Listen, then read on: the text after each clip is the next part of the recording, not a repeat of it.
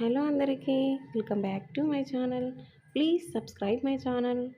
నేను ఈరోజు దోస పిండితోని పునుగులు చేస్తున్నాను. ఎలా ఉన్నాయో చూడండి, చాలా టేస్టీగా ఉంటాయండి. మిగిలిపోయిన దోస పిండిలో ఇడ్లీ రవ్వ కలుపుకున్నానండి. ఎంత కలుపుకున్నానంటే దోస ప్యాటర్న్ అనేది కొంచెం ఎలా అంటే పిండి మనం నూనెలో ఎలా వేస్తామో బోండాలకి ఇలా ఆ మాదిరిగా వచ్చే విధంగా కలుపుకున్నాను. దాంట్లో పెరుగు కూడా వేసానండి. దానికి సరిపడా కొంచెం పెరుగు వేసుకున్నాను.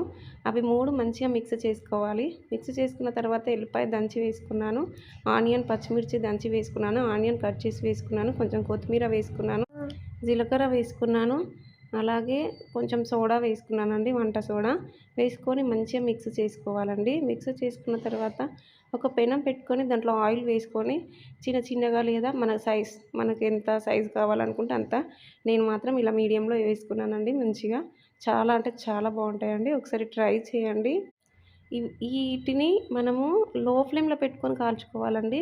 హై ఫ్లేమ్లో పెట్టి కాలవడం వలన పైన మాత్రం రెడ్గా అయిపోతాయి, లోపల మాత్రం మెత్తగా ఉంటాయండి. అలా కాకుండా లో ఫ్లేమ్లో పెట్టుకొని కాల్చుకోవాలండి. చాలా అంటే చాలా బాగుంటాయండి. లోపల కూడా ఏమో పిండిలాగా ఉండయండి లో ఫ్లేమ్లో పెట్టుకోవడం వలన.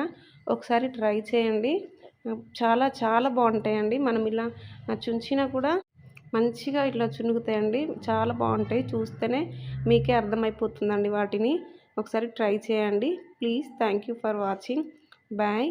Please subscribe my channel and support మీ. Thank you. బాయ్.